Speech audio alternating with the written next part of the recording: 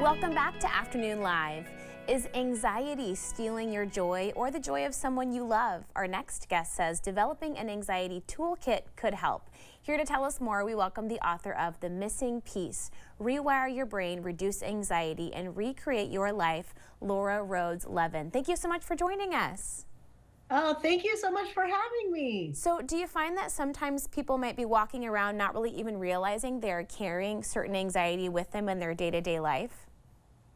Oh, absolutely. I mean, anxiety is part of our fight flight mechanism. So it's our one of our most primal senses. But in today's world, we're asking so much of our brains, and we have to exercise because we're doing so little with our bodies. We're not climbing the steeps for lavender and hunting mammoth. But anxiety is a natural part of us, but it seems to have gotten out of control. It makes a lot of sense when you describe it that way. So tell me about this idea of a user manual. How do we learn to read our own user manual? So my concept behind that is if you don't know, if a car light goes off and you don't know, that just means your tire pressure is a little low, you panic. And I find a lot of people panic around their anxiety. And there's some things to really be concerned about, and there's some things that are just normal day-to-day stuff. So the idea is kind of to get a master's degree in yourself. It's to understand what bells are going off and alarms in your body so that you understand your user manual and you've got a toolkit, tools to manage at the appropriate level. Do you have a couple of examples for us, maybe of a lower level issue versus something that is more of an alarm bell that should be addressed pretty immediately? Sure. So lower level issue is that feeling you get when you're multitasking and that adrenaline and cortisol dumps into your body and you're doing things like forgetting your car keys or forgetting your purse because you're not actually in the moment you're in. You're ahead of the moment you're in.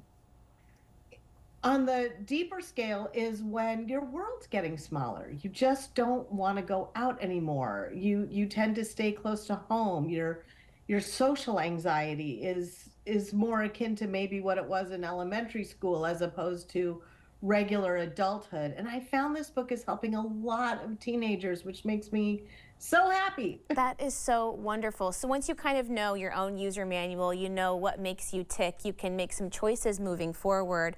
What about choosing to find peace but leaving the guilt behind? That can be really tough for a lot of people. It's tough, but it's so, so important. One of the chapters is about making yourself a fountain. We all want to give. You want to give, but in order to give as a fountain, you have to receive, or you're just like, you're this gurgly fountain that can't give with flow. On the other hand, if you just only take, you're going to get that stagnant, mosquito algae kind of fountain. It's got to be a give and take. And you know what? Guilt does nothing except for steal your joy. It doesn't change what you're doing. It doesn't change the decision you're making. It just gives you permission to beat yourself up about it. And setting boundaries does not make you a bad guy. It makes you a healthy guy. Yeah, for sure. And tell me more about this idea of finding micro joys every day. That sounds like something we could all benefit from. Yeah, I think we focus so much on the big events. But one of my greatest joys of life is my morning coffee.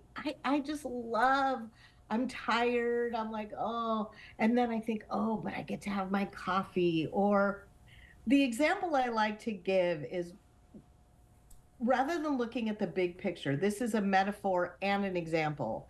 If you've ever done a jigsaw puzzle and you just get that one piece in, it feels so good. It's just a puzzle piece. And it's just part of the bigger picture. But it is about finding those little tiny joys. I mean, we used to say, stop and smell the roses. But it's not just about the roses. Stay out of your head and into the cool little things that your five senses can experience in the moment. And then you get all that great dopamine and serotonin, and you're feeling good. And it could be as simple as, I found a piece to a puzzle. And if your eyes are open for it, it's a lot easier to find in day-to-day life too. So tell me next about the anxiety toolkit. How do we start building up our own toolkit? So at the end of each chapter, this is not your typical it's even a hard word to say, self-help book.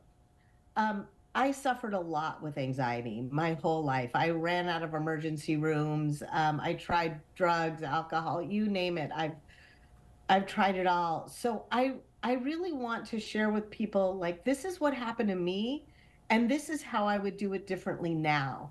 And now the third part is, how do you apply it to your life? So I start with very, very early stories, actually generational anxiety, because a lot of the stuff that we're fearful of, we actually inherited.